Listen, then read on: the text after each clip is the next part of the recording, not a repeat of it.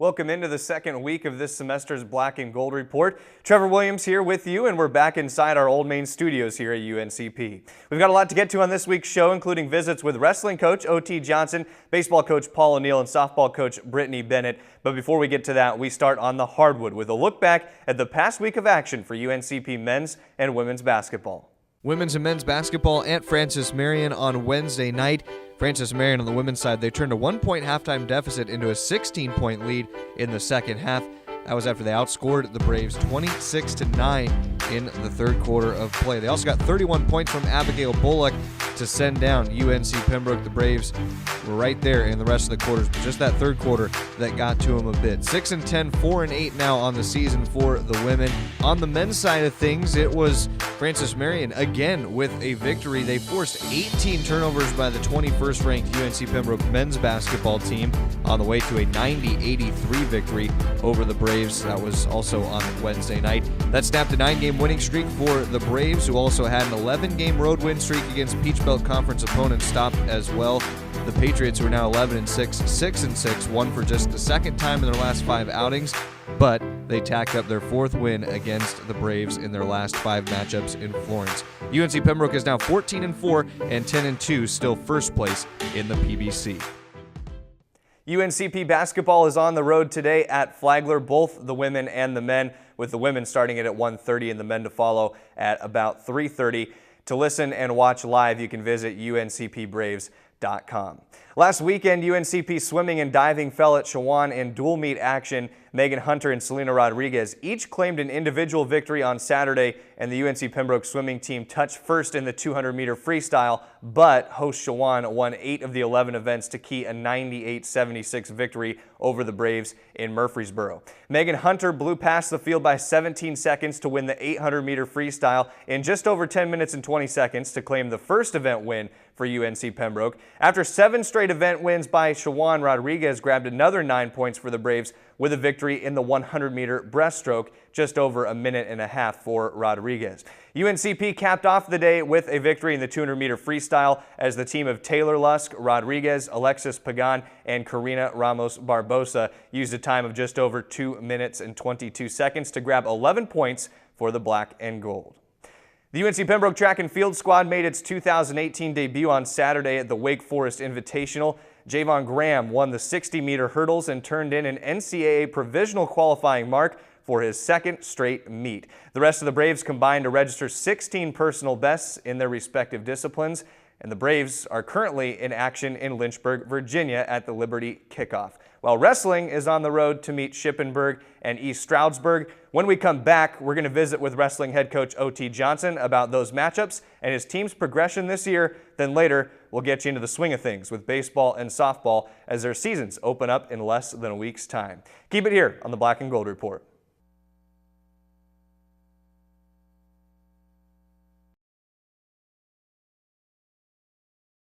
We're back here on the Black and Gold Report, and with us now is wrestling head coach O.T. Johnson. And Coach, you guys hadn't been at home in nearly 2 months, and then you guys were able to win 3 matches in the course of a 4-day span. What was it like to be home, and what did you see from your team over that stretch? Well, it was, as you said, we haven't been home in over 2 months, so it was a little strange, but at the same time comforting to finally get a chance to, bring the mats out, pull it in from the back gym, roll it out, and just, work out on it, and then actually compete on this. So it was definitely a comfort level that I think our guys have missed over the course of the last couple of months, to not have to get on a van or a bus and travel somewhere to a lot of uncertainty. So I think the guys were excited for that, and to do it twice in the course of 4 days was comforting for myself and the staff, and we really enjoyed being home. One of those wins came over an ECAC rival in Limestone, who only had 1 loss previously, and that was to the #1 team in the country. So what kind of confidence boost does that give a team when you're able to get a win like that? Well, our guys really showed up, in all aspects and all facets. We wrestled well in all 3 positions, and I think one of the most important thing that I think we started to gain and engage the staff is our energy on the bench. The guys really supported each other. They were, yelling for each other, staying after each other. Even if a guy lost, he didn't come out and pout on the bench, and he, assessed what he needed to assess, and then got back behind the team and started celebrating and, trying to uplift everyone. So Limestone was a huge win. You guys made a change. You inserted Tyler McCosey at 149, and then Rodney Shepard, an NC State transfer, got his first look for you guys out on the mat. What did you see from those two guys in the spots that you were able to put them in? Well, definitely excited for Rodney, making the transfer over, graduating with his bachelor's, and he's starting his MBA. So excited for any young man that completes that journey of graduating from college and looking to not only get his master's but finish what he started as an athlete. And we're excited and humbled to being given the opportunity to help him along that journey. So Rodney came in. I think a lot of what we saw was some explosiveness from a guy that we knew already had it. We went after him a little bit in high school, but there was some uncertainties from him. That's why he didn't open up as much, at least from a coaching perspective now. From the casual fan, they're probably like, oh my God, he's doing so well. It definitely gave our team a whole new look that we didn't have, a month ago, even 3 weeks ago. How about for McCosey in the 149 weight class for you guys? Yeah, Tyler's a unique situation. At one point, there was kind of almost that, solidifying of the 157 weight class with Eric Milks, and Tyler had to make a decision. And he went up to 165, tried to get him a spot there. And obviously, just with the difference in strength, it didn't work out too well as he wanted it to. Now he did have success there. Actually, Tyler beat the guy that's currently ranked 4th in our region at 165. But overall, he just wasn't having the success that he wanted to, and things weren't meshing as well. And we kind of talked to him, hey, you still have that option to go down to 649, and it's been a transition for him. He has to do it the right way with the weight loss plan, and slowly but surely he's gotten down there, and and he's really starting to show, and you can kind of tell his pace is it's suffocating. The guy never gets tired in practice. Obviously, he never gets tired in a match. So whoever he wrestles, they're in for a long day, and they're in for just he's like a pest. He's just in your face over and over. He's coming after you. If you're down by 5, he's coming after you. If he's up by 5, he's going after you, and he's just looking to score points. You can't be more excited for a young man that's done all the right things, and he's continuing to show that in his improvement. Right, and you mentioned Eric Milks in there along with Nick Daggett as well as Ferris Tia. And for those guys, that 4 maybe including McCosey, are they kind of the ones that you see that maybe are some of the front runners right now to be looking to head into NCAAs at the end of the season? Without a doubt. And one of the great things about where we're trending, the direction we're trending in is, we had a young team starting the season, young in the aspect of mat experience, but at the same time, some of these guys that have been in the program a couple of years haven't really had a chance to be in the starting lineup for, an extended period. So you think about a guy like Ferris, he's finally coming into his own, being behind Blaze Shade and Mikey Thomas these last couple of years. So this is his first true year in the starting lineup for an extended period of time. So it's finally starting to show he's gaining that confidence in himself and in the process. And we're excited for him for the next 2 weeks as we go through conference play or conference matches. Nick Daggett, a guy that graduated high school, took a little bit of time off and came right to campus, started taking classes and utilizing our facilities, lifting and just trying to not be shell-shocked when he came to college. And it's showing and it's paying off. He's a mad rat. The guy wants to wrestle all the time, and he never gets tired. And as a coach, that's gratifying to know that you never have to tell him to get on the mat. You have to tell him to get off the mat, rest. And Eric Milks, all-American guy. Obviously, does everything right.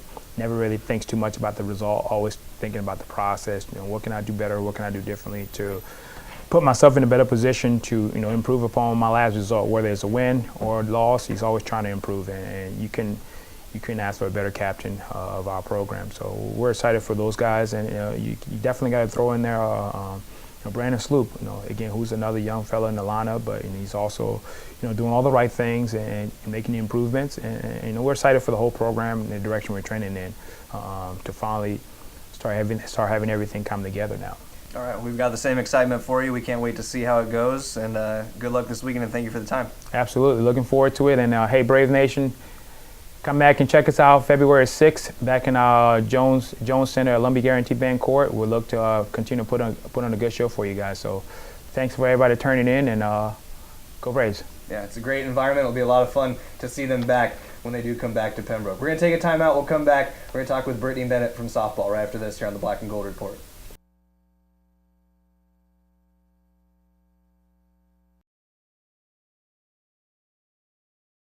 Welcome back into the Black and Gold Report. We're here with softball head coach Brittany Bennett, and Coach, let's talk about this season upcoming. You have a group of seniors that's the first group that you've coached from start to finish. And what have those seniors meant to this program? How excited are you to get this year going? Well, just talking about the seniors makes me smile. This is really the first group we had as when I started that came in, and they have just meant so much to the program. They mean so much to me. They mean so much to the university. They're great students. They're great people. They're good leaders. And it's funny because when I'm thinking about talking about them, the biggest complaint I have is at practice lately, they're coaching me. So they're getting into the box and saying, hey, let's do this, or let's try this, or coach, should we do that? So they're really bought in. I think they understand that the system works, and I think they're a huge compliment to what we're about this year. And I think that everything that they're doing is bringing our underclassmen up, and I'm just really proud of them. You have 7 of your top 8 hitters back this season. How does the offense grow now when you have that kind of continuity returning? It's hard. That's a good question. We led the Peach Belt hitting last year. We hit 325 as a team. It's probably the highest Pembroke has had in a while. So being able to top that's a very difficult feat, but also having all those kids with experience means that they're just 1 year better. Every time a kid gets an at-bat, every time a kid gets, a chance to do something for our team, she's going to grow. And so having that much solidarity between them is really what's going to make us even better. I just think we're better in the box, period. I think we're attacking better. I think that we have a better understanding of what we're trying to do. I think we've stopped trying to push tasks onto kids that can't handle them and start trying to make them better at what tasks they can handle. Mm-hmm. So kids that can't bunt, we're not trying to bunt as much, and kids that bunt, we're trying to bunt a little bit more. Right. What I've noticed the most is that we're getting runners to third really well before we get an out with this group. And we'd have to move that runner to third and use an out or two to get her there. Mm-hmm. So there's a lot of continuity, but there's also a lot of new faces in there too that are challenging them and pushing them, and I think that's just helped our group overall. When we talk about the other side, the pitching side of things, yeah. Mallory Leviner is the returning pitcher for you guys. Off of freshman season, how do you think she's going to be able to pick up into year 2? Well, it's interesting because Mal has grown so much. Even this fall from game 1, you could tell that she's just a different pitcher. And I think once you move from being a freshman pitcher to a sophomore pitcher, you experience change. You just mentally are stronger. She is throwing more. She has more speed. She has better command. She knows what she wants to do, and she has a lot more confidence. And I think with Mallory, just confidence in her and knowing that we believe in her and knowing that we've got her back, and she's seen the defensive plays that we've made for the last 7 months. She knows that we are going to play defense. So I think she's excited knowing that we're going to take care of the ball when she's on the mound. And you talk about depth, and you have Jamie Johnson coming back, an All-American, just the program's 3rd. Where does she grow now? I mean, that's kind of a high bar to set, being an All-American. Where's room for growth in her game still? Well, I think Jamie needs to be challenged. It's interesting because if you asked me that question a year ago, I was still trying to get Jamie to grow. And I think that what I've really seen with Jamie is that she stopped trying to be the hero.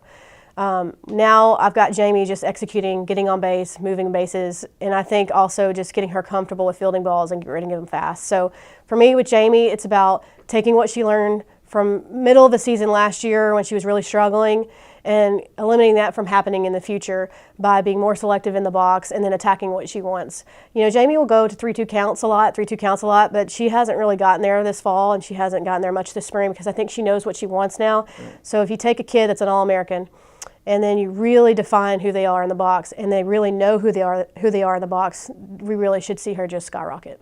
You get a new coach on staff this year as well, Stephanie Graziani. What has it been like working with Steph, and what has she brought to this team from a coaching standpoint? I really believe, in my opinion, that we just hired the absolute best candidate possible. I am so thrilled to have Stephanie. You can see it as I talk about her.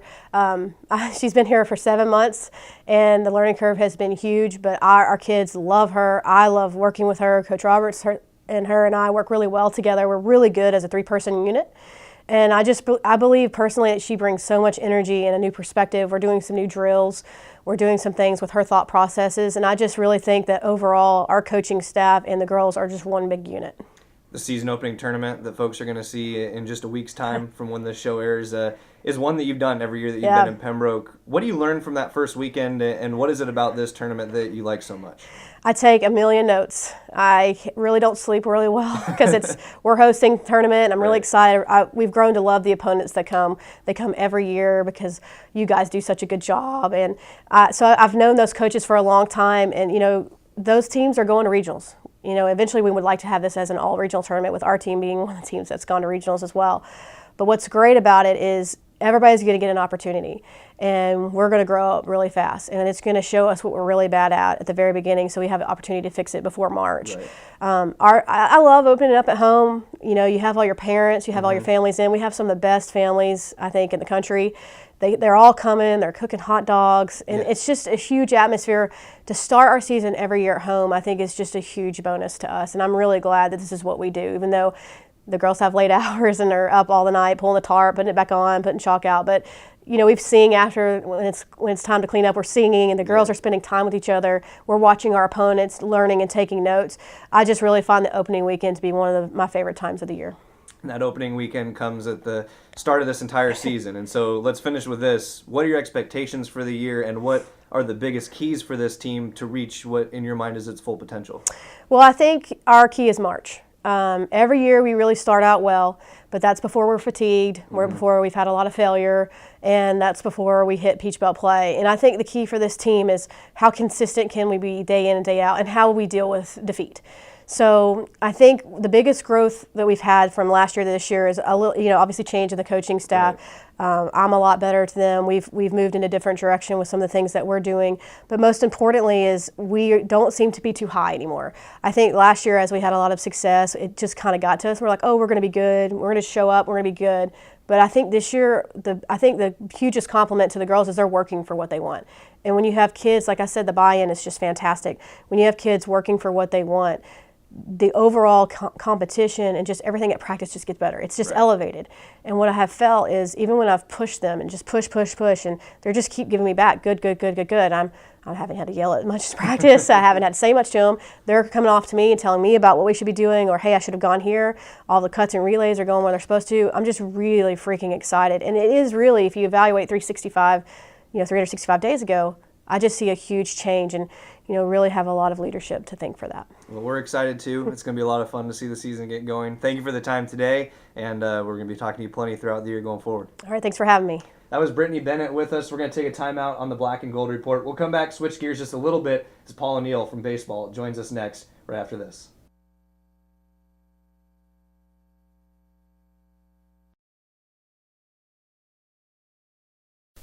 We're back here on the Black and Gold Report, and joining us is baseball head coach Paul O'Neill. And Coach, your guys' season now is just a week away, right around the corner. So let's talk about coming off a year in which the team makes its second NCAA tournament appearance. What's the offseason been like for you guys as a whole? Offseason's been very positive for us. A lot of energy, a lot of expectations going into 2018. Any new wrinkles you guys have put in? I think we had talked earlier in the year, maybe some yoga was getting involved, some different things that you guys hadn't done before? Oh, we added some yoga with the pitching staff. That's been interesting. It's been entertaining because I do it with them. So if you ever want to get a good laugh, you can come watch me try to do yoga with the guys. But the pitchers seem to like it. I've been doing yoga twice a week. We've incorporated some swimming. Right. With the pitchers in this off season. They seem to enjoy that. So basically we're just trying to add some new different things to their training to keep everybody fresh and not getting kind of stale. Yeah, and with some of the returning guys as well. I mean, you guys have a big bat in Ethan Backham who's coming back, Roberto Rivera. Let's start with those two guys. You talk about their skill sets, what they kind of bring to the table, and what the next step is for them this year. Well, we'll start with Roberto. Roberto's been our leadoff hitter for the last 2 years. It will be again for the third year. The one thing that I'm probably most proud of with Roberto is he's changed his body, where he's become very physical. He's really gotten after it in the weight room. You can really see the difference on how he drives the baseball to the gaps. And I think you're going to see from him, I still think you're going to see a high average that he always has, but I think you're going to see more doubles coming off of his bat than he has in the past, just and because with his speed so dangerous. Yes, I mean that double can turn into a triple really quickly. And I think that's a really good thing. You take Ethan, Ethan's trying to take his game to the next level. He's been very solid. He hasn't really missed a beat. He's just really worked really hard at trying to use the entire field, this year so that he can improve off of last year. And then Jarrett Mobley was a young guy for you guys a year ago, and Mob's now stepping up into another season. What's his next step in the progression? Well, Mob's played a great third base for us last year. He had to play shortstop for half the year when River went out with the injury to his face. Jared is a very good player. He is very good, and we feel very fortunate to have him in our program. He is in a long line of very good third basemen that have come through this program. And his fall has been very solid. It's been nothing less than I expected from him. And, of course, we're looking for him to build. I mean, all of these guys that we're talking about had excellent years last year. They were all conference performers. We're expecting them to be all conference performers again, this year. So there's a lot of expectation that's put on this club. With the return of Anthony Burke, obviously kind of to anchor the pitchers for you guys, how big of a role does he play in that, and how does he kind of lead that pitching staff by example? Well, he's a very hard worker to start with. Okay, he's a perfectionist on himself, and he kind of portrays that to all of his other teammates as far as, hey, we got to do it, we got to do it right. And it's difficult in our league to win on Friday night. Everybody in this league that we play against, their Friday night starter is very, very good. You would take them on any team. They could play on any team in the league. And to be able to go out there on Friday night and be successful really says something about, one, your ability, and two, about how you prepare, for that start. And Anthony has got a lot of intangibles that he brings to the table, along with a certain amount of talent, and we're very fortunate to have him on our side. I'm glad you mentioned how strong the PBC is. When you guys come back home, you have great support, and you guys start the whole season at home, really, the first 14 games, the entire month of February. What does it mean to start the season at home, where you're comfortable, and with the fan support of Pembroke? Well, it's always like playing at home early. I mean, it worked out great for us this year as far as how our first two PBC series are at home. Right. That's how we got to the 14 games. That's just a luck of the draw, how that comes out. But playing at home, in your friendly confines of Sammy Cox Field, we play very well at home. We recruit our team towards our ballpark. Yeah. And it makes a big difference to how we play and how we operate. But playing at home is we got a good fan base. People come out and support us. It's just a lot of fun, and it's very exciting, and we try to put a very good product on the field every single time that we step on it. And the last thing I'll leave you with, Coach, when we were talking outside of the interview about the great baseball themes, the movies like The Field of Dreams, and opening day kind of always has that mystique around it. Do you have a favorite opening day memory, or just something that you particularly feel or look forward to when the season gets going?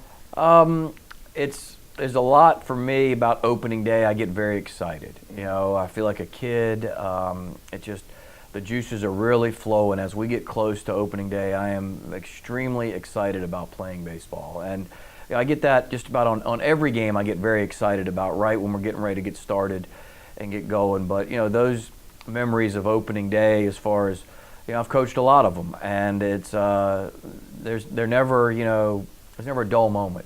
On opening day. I was talking to a colleague earlier today, and we were talking about, are you ready? And I said, you're never ready for opening day. You always wish you had one more practice to go over stuff. And I'm sure that's how I'll feel, on this opening day. I'll be like, I wish we had one more practice to kind of go over whatever situation, that we feel like we're maybe not quite, functioning, at 100% at that point. But, opening day is great. It's going to be opening day for them too. Can't wait to get started and get the season going. Well, at the time that this one tapes, it's 6 days away, opening day, so we're looking forward to that as well. And, Coach, thank you for the time. Thanks for having me. Awesome. We appreciate it. That's going to do it for the Black and Gold Report today. We're glad you could join us. We'll be back next weekend. If you want to stay tuned for much more, be sure to check out uncpbraves.com to get all the information on the action that you heard today on the Black and Gold Report. Until next time, for our great crew, this is Trevor Williams saying have a good rest of your day.